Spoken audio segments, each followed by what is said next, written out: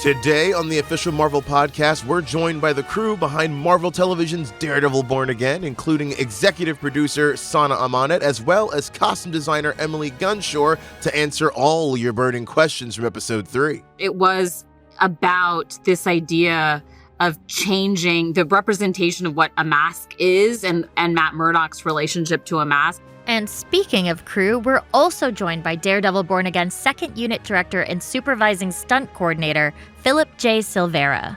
Yeah, it was a great return to the past and being able to be part of that evolution for Daredevil Born Again. Plus, we've got a roundup of all of Matt Murdock's best courtroom moments you'll want to stick around for. I'm Preeti Chibber. I'm Langston Belton. And this is the official Marvel podcast.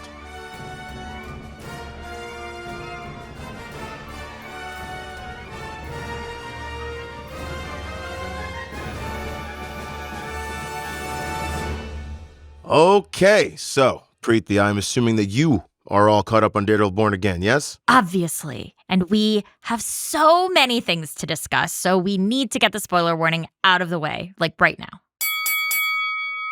Okay, so, Preeti. Oh my God, okay. Yes. I have so many Lay it on me. feelings. So many feelings. Please, give me one and of them. all of them are sad. Oh, no, sorry. Hector Ayala, after all of that, the reveal of his identity as the White Tiger, being locked away from his family, he's never gonna get to hear the Koki again. I genuinely can't handle it. Yes, it was a tragic ending. Poetic, but tragic. It is very sad, especially when it goes to black and you just hear the Koki frogs. It was a gut punch, but none of us were prepared for that. I certainly wasn't at all. No, I mean, it's kind of that like, why don't I just cry so hard I get a headache? Oh, goodness gracious.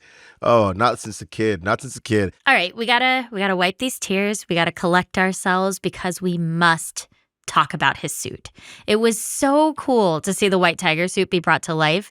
Let's listen to what costume designer Emily Gunshore had to say about that design. White Tiger was a little bit simpler because, he's supposed to have made his own costume. We joke that, it's like, oh, we got it from the tactical supply store. But what tactical supply store sells that? I don't know. Mine.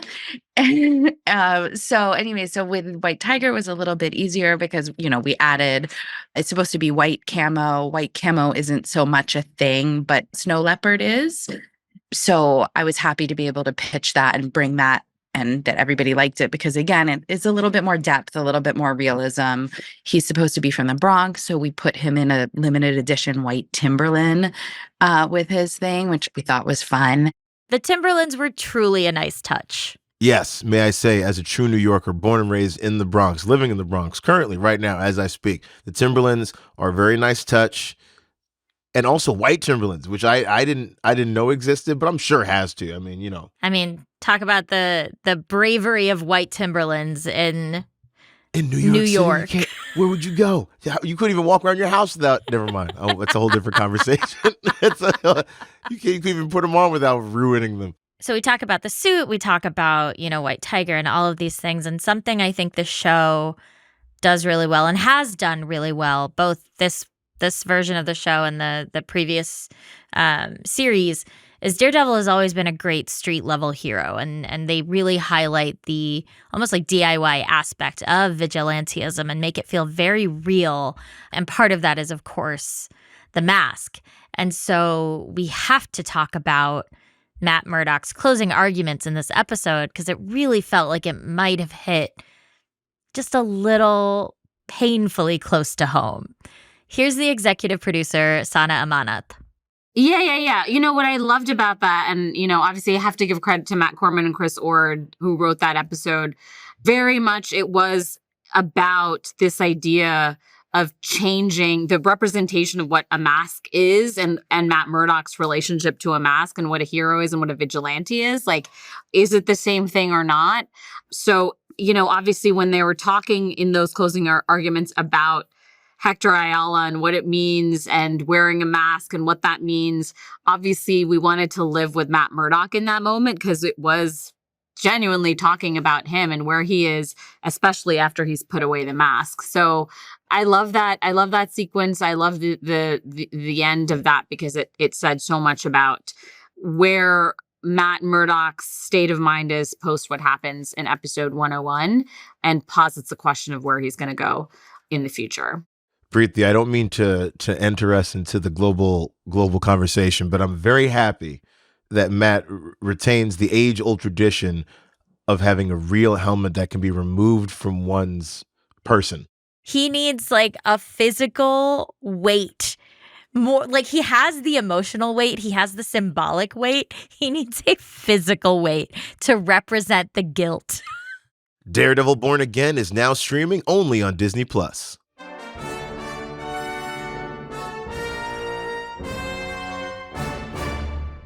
Preeti, can we talk a bit about how good the fight sequences are in Daredevil Born Again? Everything is so fluid, so well executed.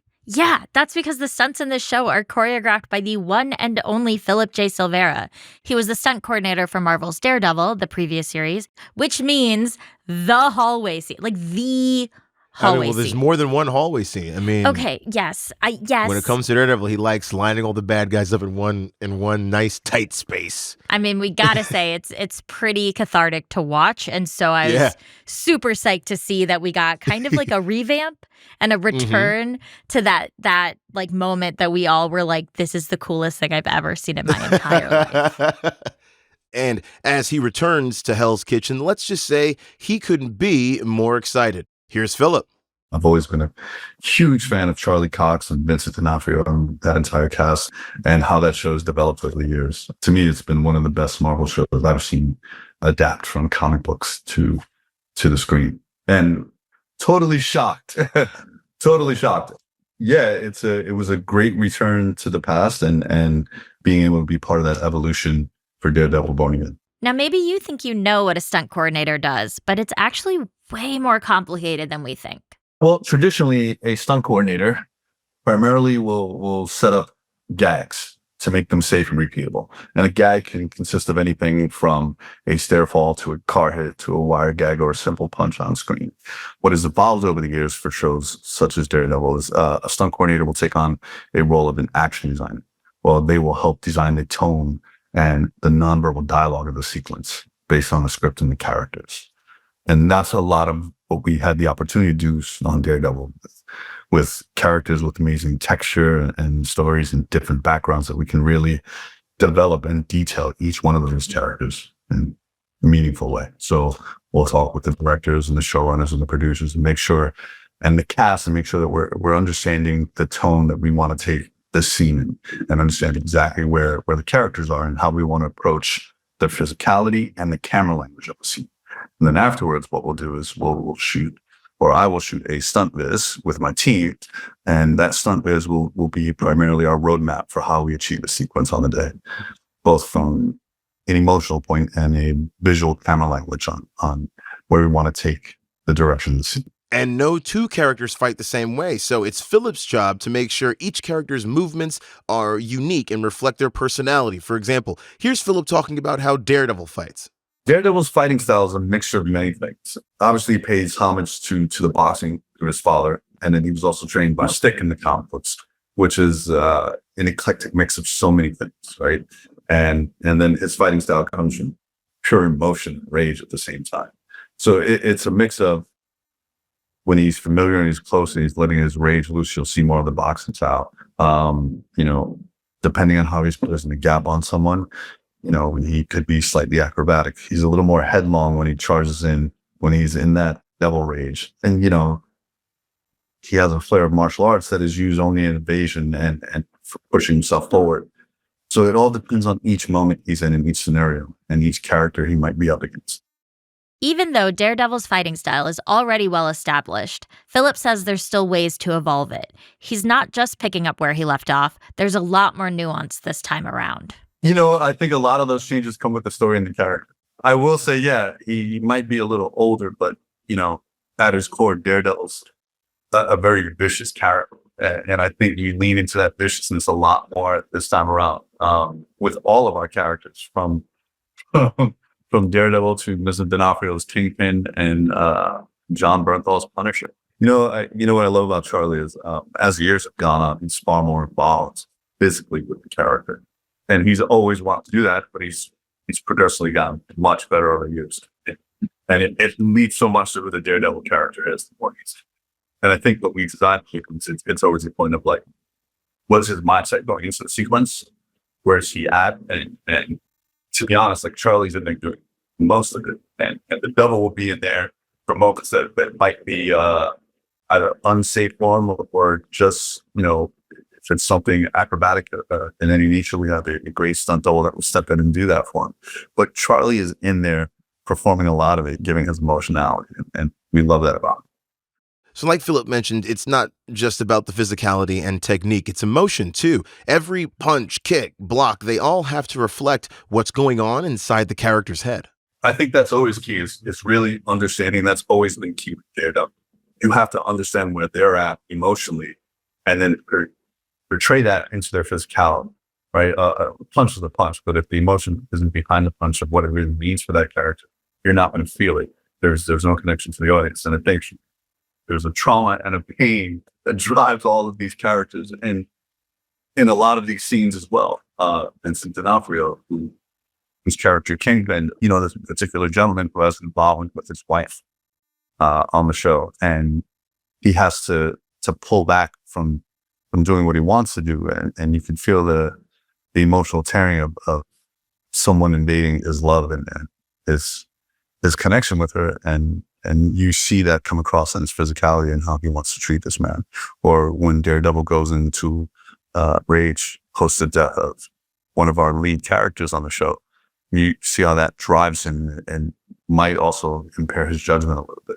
There's definitely moments where you'll get a Daredevil that will go headlong into someone, and there's moments where, if he can definitely be a little more strategic and play to his senses and be a little more in and out of the shadows, which I love about Daredevil.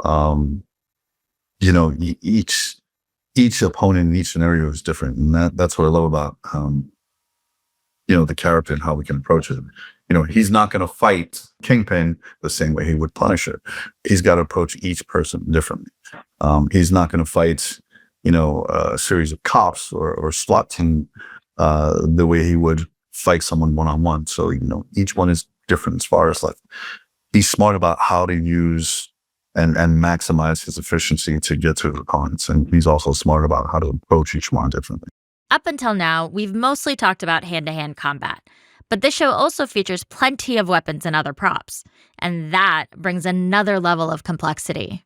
It becomes about like, what is the reality, cause and effect? What is the response to each film that's happening around him? And I think that's how we design all the sequences across the board is, if this is the reality of what he would do here, what is their response to that?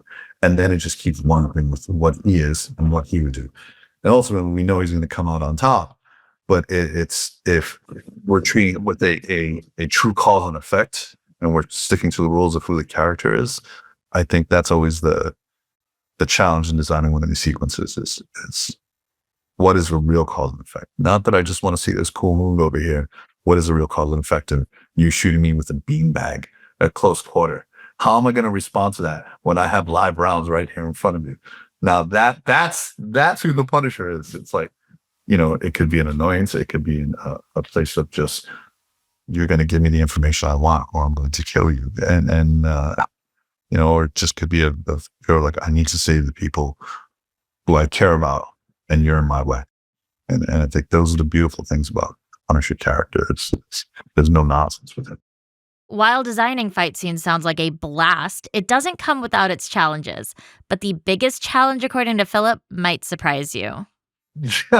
Time is always our biggest challenge.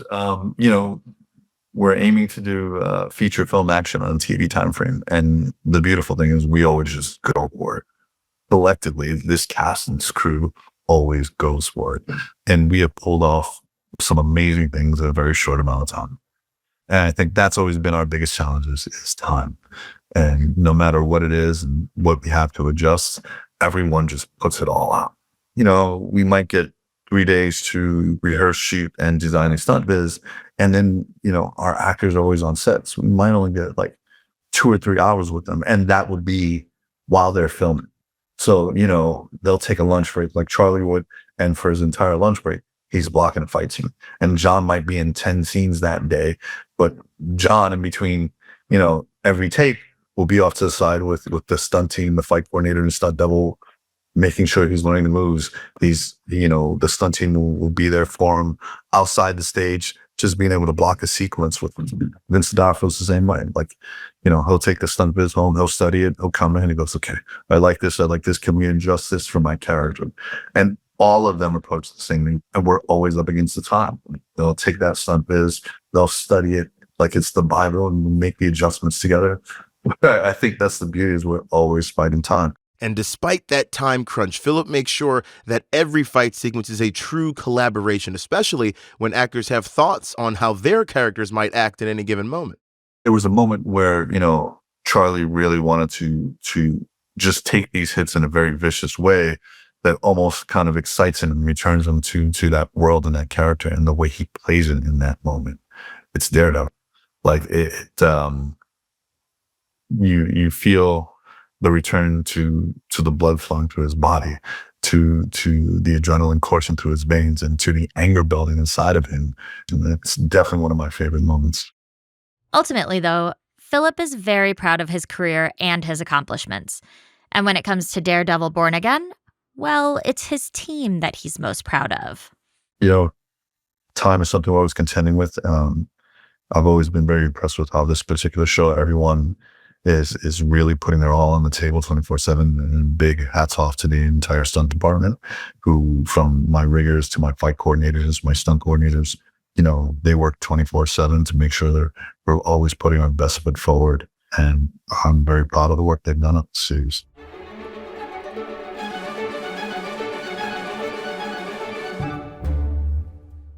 Now, while Daredevil may be out protecting the streets of Hell's Kitchen, it's Matt Murdock who's left protecting the little guy in the courtroom. And speaking of the courtroom, we thought it'd be fun to look back at Matt Murdock in action. Is he more formidable as a vigilante crime fighter or an attorney at law? We'll let you decide. My name is Matthew Murdock. I'll be representing Mr. Jacobson in this case.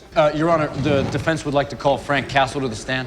As a first point of order, I'd like to ask that the opposing counsel's motion to compel production of the defendant's client list be rejected, as it's not relevant to the litigation. I believe Ms. Walters will find that Mr. Jacobson's record as it pertains to customer satisfaction to be spotless. Frank, we've heard a lot about neurochemistry and psychology and all things unfolding scientifically and otherwise inside your brain. But I just have one question I want to ask. What happened that day? The day your family was so tragically killed? Mr. Berkowitz, if memory serves me right, your office received an urgent delivery from the Safety Commission on June 3rd, 3 months earlier. I'm curious, did that have anything to do with Indexaprine? We're not just talking about a product here. The very nature of Mr. Jacobson's line of work, making suits exclusively for superheroes, necessitates anonymity. May I remind you that the Sokovia courts have been repealed. A man is dead. I don't mean to make light of that, but these questions are vital ones, because they tether us to each other, to humanity. Not everyone feels this way. Not everyone sees the sharp line, only the blur. The distinction here is we're not talking about celebrities. We're talking about superheroes who have enemies who will try to harm them, and the people close to them, the ones who didn't ask to be a part of this life. Now, Ms. Walters chose to have her identity be public, but it isn't up to her to choose for everyone else. This isn't about privacy for privacy's sake. If this information is not protected, not only would it ruin my client's career, it could put a lot of people in a lot of danger. And all over one man's misuse of a suit. A man is dead. And my client, John Healy, took his life. This is not in dispute. It is a matter of record, of fact. And facts have no moral judgment. They merely state what is, not what we think of them, not what we feel. They just are. Frank Castle wanted to help, but he took it too far. He shot people. He killed people. It's against the law. And he broke that law many, many times. Now, I don't like him any more than you do, but here's the thing. He's not a common criminal. He's not malicious in intent. Frank Castle is actually a good man. He doesn't know the difference between right and wrong anymore, and he doesn't need punishment for that. He needs help. Our help. What was in my client's heart when he took Mr. Prohaska's life, whether he is a good man or something else entirely, is irrelevant. My client claims he acted in self-defense. Mr. Prohaska's associates have refused to make a statement regarding the incident. The only other witness, a frightened young woman, has stated that my client was pleasant and friendly, and that she only saw the struggle with Mr. Prohaska after it had started. All right, Frank. You don't want to tell us? I'll tell you. I'm going to tell you exactly what kind of man you are. You're the kind of man this city needs. Because, ladies and gentlemen of the jury, we all know this city needs help. Needs it now. Not tomorrow, not next week, not when the day comes when the corruption that Wilson Fisk left in his wake is flushed out for good and the police force is finally back on its feet. We need it now. Because this city's been sick. And the cops, they can't fix it alone. We all need men and women who are willing to take the fight themselves, the kind of people who risk their lives so that we can walk safe at night in our own neighborhoods. The ones our esteemed district attorney here is trying so hard to destroy. New York needs these people. We need heroes. Man, I'm such a sucker for a legal drama. Mm-hmm. You can watch Marvel Studios' She-Hulk Attorney at Law, Marvel's Defenders, and Marvel's Daredevil on Disney+.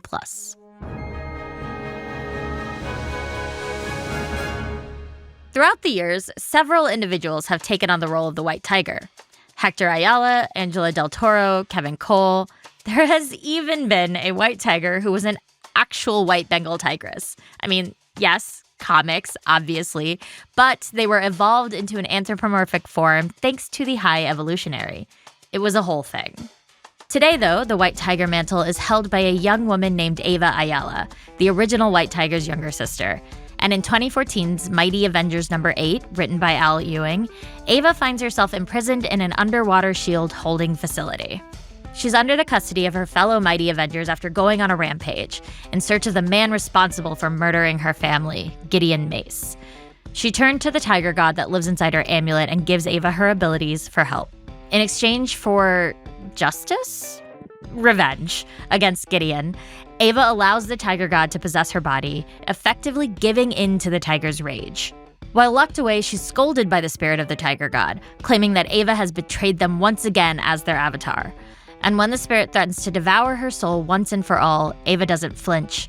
She instead stands up to the god with the following: "Your time is done. I'm the beast that hunts in the darkness now. I'm the monster who even monsters fear. I'm the White Tiger. You want a deal? This is your deal. Give me everything you have. Now.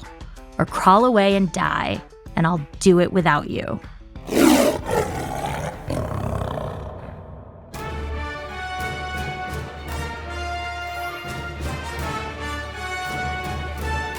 Next time on the official Marvel podcast, we continue covering Daredevil Born Again with answers to your questions from episode 4. Plus, we're going to be joined by Marvel Comics editor-in-chief C.B. Cebulski for a 2025 comics look-ahead.